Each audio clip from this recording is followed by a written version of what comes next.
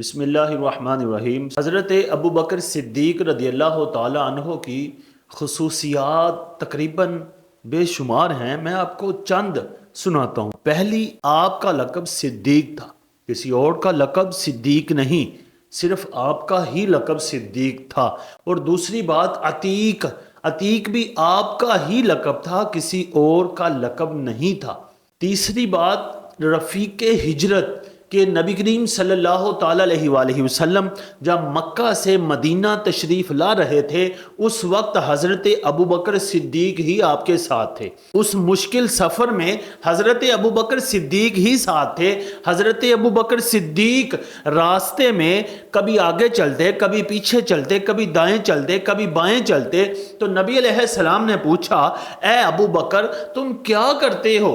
کبھی آگے جاتے ہو، کبھی پیچھے، کبھی دائیں، کبھی بائیں۔ انہوں نے عرض کی، یا رسول اللہ، میرا دل ڈر رہا ہے کہ کہیں آپ کو کوئی نقصان نہ پہنچا دے۔ جب خدشہ ہوتا کہ آگے سے کوئی نقصان نہ پہنچائے تو آگے چلا جاتا ہوں، جب خدشہ ہوتا ہے کہ پیچھے سے تو پیچھے آ جاتا ہوں، کبھی دائیں اور بائیں، اسی وجہ سے آتا ہوں۔ پھر غار ثور کی جو بلندی ہے، اس بلندی پر حضرت نبی کریم صلی اللہ تعالی علیہ وآلہ وسلم کو اپنے کندھوں پر اٹھا کر لے کر جانا، یہ حضرت ابو بکر صدیق کا ہی خاصہ ہے۔ اس اتنے بلند پہاڑ پر چڑھنا آسان کام نہیں، اوپر سے کسی کو کندھے پہ اٹھا کر جانا یہ اس سے بھی مشکل ہے۔ وہ کہتے ہیں کہ عشق وہ کام کرواتا ہے جو ممکن نہیں ہوتا، عشق ناممکن کو ممکن بنا دیتا ہے۔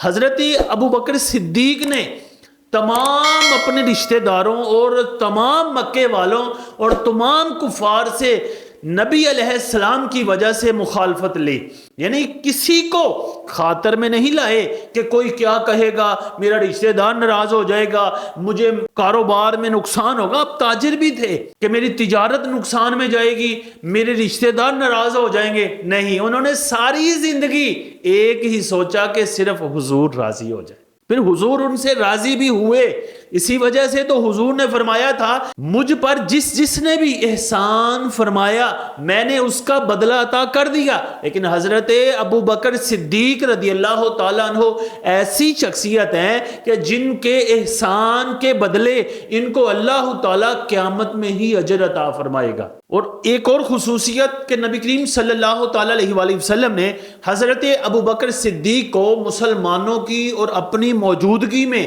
امامت کا حکم فرمایا۔ اگلی خصوصیات کہ حضرت ابو بکر صدیق رضی اللہ تعالیٰ عنہ وہ ذات ہیں جو حضرت جبرائیل علیہ السلام کی گفتگو سنتے تھے۔ وہ نبی علیہ السلام سے گفتگو فرماتے تو حضرت ابو بکر حضرت جبرائیل اور نبی علیہ السلام کی گفتگو سماعت فرما لیتے تھے۔ اور نبی علیہ السلام کے وزیر تو حضرت عمر بھی ہیں، لیکن وزیر خاص یار غار حضرت ابو بکر صدیق ہی ہیں۔ اور نبی کریم صلی اللہ تعالی علیہ وآلہ وسلم نے اصحاب کی مختلف مقامات پر تعریف کی، لیکن سب سے زیادہ تعریف حضرت ابو بکر صدیق کی۔ کنز العمال اور تاریخ مدینہ کے اندر لکھا ہوا ہے کہ دنیا یہ چاہتی ہے کہ اللہ راضی ہو جائے، اور حضرت ابو بکر صدیق زندگی میں یہی چاہتے رہے کہ اللہ اور اس کا رسول ہی راضی ہو جائے۔ لیکن وہ کنز العمال اور تاریخ مدینہ والے لکھتے ہیں کہ اللہ حضرت ابو بکر صدیق کی رضا چاہتا تھا کہ حضرت ابو بکر صدیق راضی ہو جائیں۔